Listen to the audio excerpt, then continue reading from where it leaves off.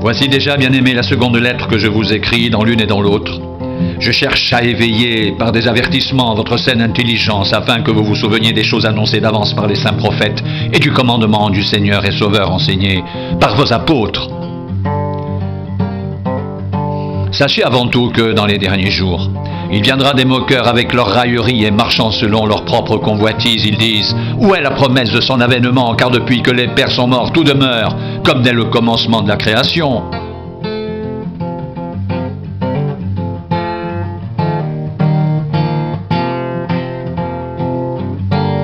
Ils veulent ignorer en effet que des cieux existèrent autrefois par la parole de Dieu, ainsi qu'une terre tirée de l'eau est formée au moyen de l'eau, et que de ces choses le monde d'alors périt submergé par l'eau.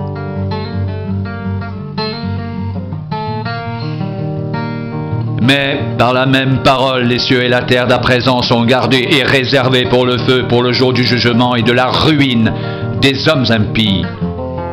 Mais il est une chose bien-aimée que vous ne devez pas ignorer, c'est que devant le Seigneur, un jour est comme 1000 ans et 1000 ans sont comme un jour. Le Seigneur ne tarde pas dans l'accomplissement de la promesse comme quelques-uns le croient, mais il use de patience envers vous, ne voulant pas qu'aucun périsse, mais voulant que tous arrivent à la repentance. Le jour du Seigneur viendra comme un voleur. En ce jour, les cieux passeront avec fracas. Les éléments embrasés se dissoudront et la terre avec les œuvres qu'elle renferme sera consumée. Puisque tout cela est en voie de dissolution,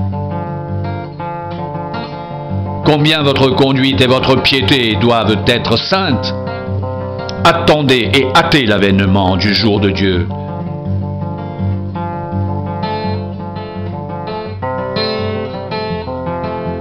Jour à cause duquel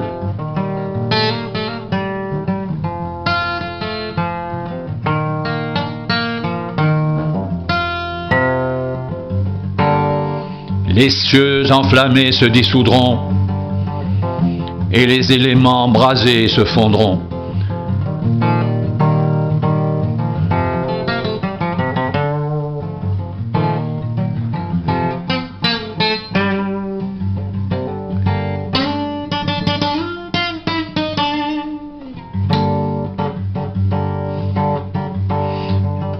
Mais nous attendons selon sa promesse de nouveaux cieux et une nouvelle terre où la justice habitera.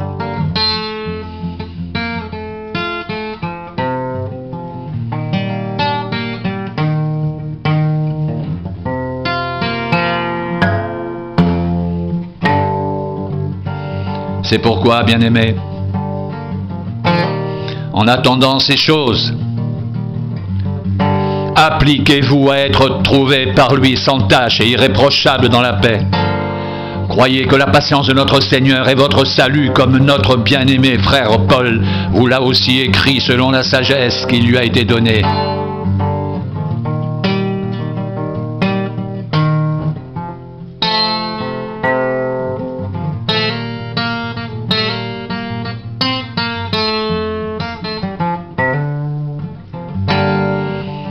C'est ce qu'il fait dans toutes les lettres où il parle de ces choses, dans lesquelles il y a des points difficiles à comprendre,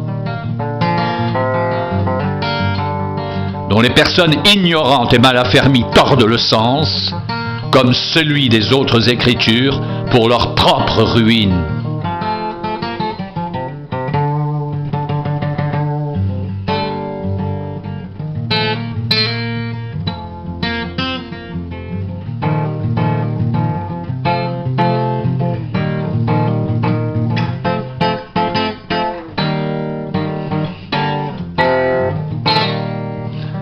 Vous donc, bien-aimés, qui êtes avertis, tenez-vous sur vos gardes, de peur qu'entraînés par les garements des impies, vous ne veniez à déchoir de votre fermeté, mais croissez dans la grâce et dans la connaissance de notre Seigneur et Sauveur Jésus-Christ.